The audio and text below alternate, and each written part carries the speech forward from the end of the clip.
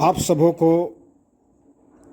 मेरी ओर से प्रभु यीशु मसीह के सामर्थ्य और मधुर नाम से जय मसीह के।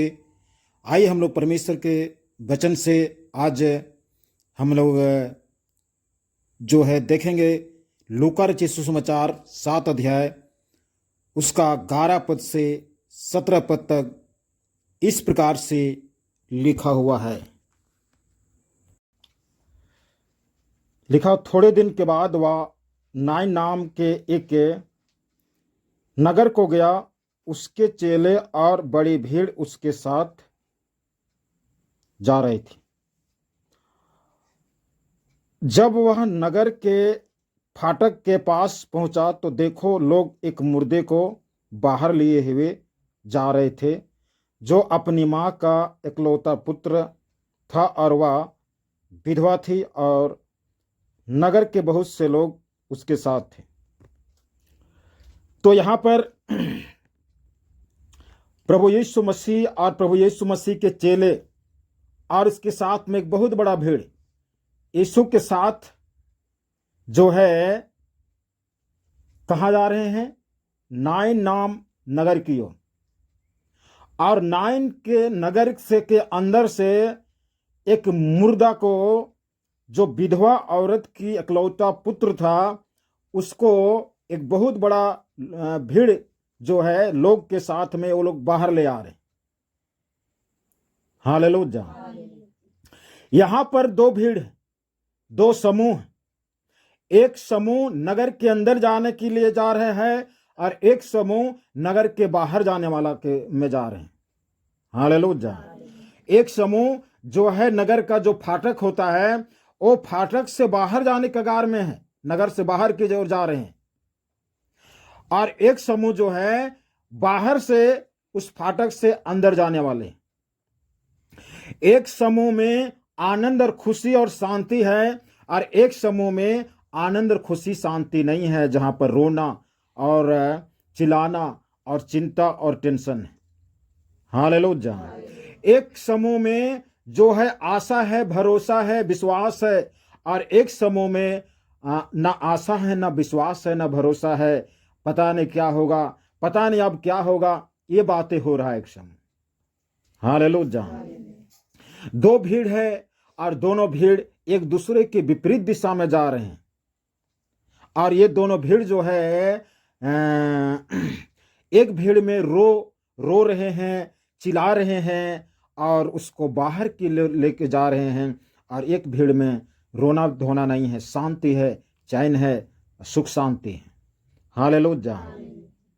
एक भीड़ जो नगर से बाहर जा रहा है, सबसे पहले घर से बाहर हुआ होगा, और घर से बाहर के बाद में नगर से बाहर, और नगर से बाहर गेट से बाहर, और इस प्रकार से एक समूह जो है उस नगर में जा रहा है, और उस नगर के कोई घर में जरूर जाता। हालेलुया। तो यहाँ पर जो है, जो समूह, जो झुंड, जो मनुष्य का समूह नगर के अंदर जा रहा है, वो कौन समूह है? नगर के बाहर से नगर के अंदर जाएगा, कौन समूह है? यीशु मसीह का समूह। और एक समूह नगर के अंदर से बाहर की ओर जा रहा है, कौन समूह है? जिसमें एक मुर्दा, और उस मुर्दा को लेकर के बाहर की ओर चले जा रहे हैं। मुर्दा को कहाँ ले जाते हैं? श्मशान घाट। तो यहाँ पर एक समूह श्मशान घाट की ओर जा रहा है। हालेलुया। एक समूह में घर उजड़ गया और एक समूह में घर बसाने जा रहा है। अब दोनों समूह जो है एक दूसरे के विपरीत दिशा में है। दोनों समूह के अंदर में अलग अलग काम हुआ है। अगर एक समूह में आनंद खुशी तो उसका उल्टा एक समूह में रोना धोना, तो दूसरा समूह उसका उल्टा है। अब यहां पर दो समूह है, दोनों समूह एक जंक्शन में मुलाकात होता है, एक गेट में मुलाकात होता है, एक फाटक पर मुलाकात होता है। हालेलुया। अब जो है दोनों समूह एक फाटक पर मुलाकात होते हैं, भेंट होते हैं, और दोनों में मुठभेड़ होता है। एक समूह में मृत्यु है, एक समूह में जीवन है। एक समूह में आनंद खुशी है, एक समूह में जो है रोना और धोना। दोनों समूह जो है मुठभेड़ होगा, और यहां पर देखना कि किसका जीत होगा और किसका हार होगा। हालेलुया। कौन जीतेगा और कौन हारेगा, ये हमें देखने की जरूरत है। आगे हम लोग 13 को पढ़ेंगे।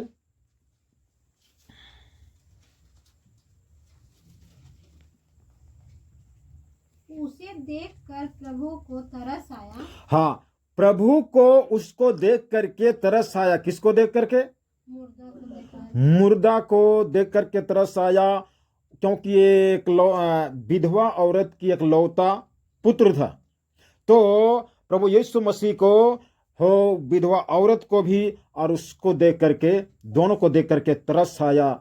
मतलब दिल में जो है दया और प्रेम से भर गया और तरस आ गया। आगे और उससे कहा, हाँ, उन लोगों से कहा, मत रो। हाँ, रोने वालों से बोल रहा है कि मत रो। तब उसने पास आकर, हाँ, उसने उस अर्थी के पास आकर के अर्थी को छुआ, अर्थी को, उस मुर्दा को छुआ, और उठाने वाले ठहर गए। और जो लोग कांध में लेकर के वो लोग लेके नगर से बाहर की ओर लेके जा रहे थे, पता नहीं क्या क्या नारा, क्या क्या बोल बोल करके ले जाते होंगे, कहना नहीं है। तो वो लोग ठहर गए, रुक गए। तब उसने कहा, हे जवान, मैं तुझसे कहता हूँ, उठ। तब वह मुर्दा उठ बैठा। हालेलुया। यहाँ पर प्रभु यीशु मसीह और एक मुर्दा वाला भीड़ जो है उस फाटक पर मुलाकात होते हैं। अब फाटक एक ही था, अब इधर उधर फाटक रहता तो हो सकता प्रभु यीशु मसीह लोग कोई दूसरा फाटक में घुसते और मुर्दा वाला झुंड कोई दूसरा फाटक से बाहर निकल जाता। लेकिन अंदर में, उस फाटक के उस अंदर, नगर के अंदर में हो सकता बहुत से रास्ते होंगे और उस फाटक से बाहर में भी कई एक रास्ते होंगे, लेकिन फाटक से जहां बाउंड्री पार करना है वहां पर एक ही रास्ता है। हालेलुया। और वहीं पर जो है मुलाकात होता है। आज हम लोग जीवन में, मानव जीवन में जो है बहुत सारे रास्ते हैं, बहुत सारे ऑप्शन है, बहुत सारे जिंदगी जीने की जो है कला है, टेक्निक है, बहुत सारी चीज की लोगों का विद्या है, ज्ञान है।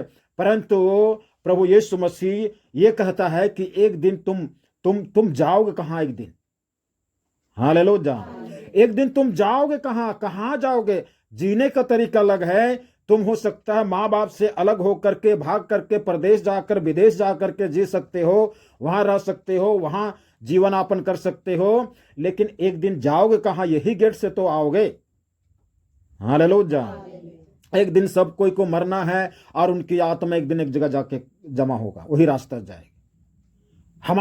हम उस समय हम ऐसा ऑप्शन नहीं मिलेगा कि नहीं वो उस रास्ते से नहीं जाएंगे, हम दूसरा रास्ता चल जाएंगे ताकि यीशु मसीह से ना मिले और इस तरह का मुठभेड़ ना हो। ऐसी कोई उपाय नहीं होगा। हम लोग को एक दिन जाना है और एक ही रास्ता में आना है। भले धरती में जीने का अलग तरीका है, बहुत से रास्ते हैं, बहुत से ऑप्शन है, बहुत से मार्ग हो सकते हैं, परंतु एक दिन वही रास्ता में सबको चलना है। हालेलुया।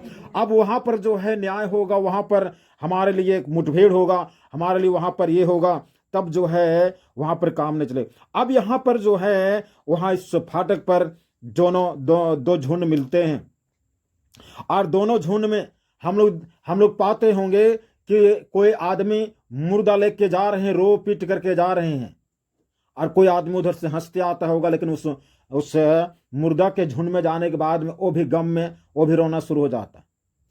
लेकिन प्रभु यीशु मसीह वैसा हुआ नहीं। हालेलुया।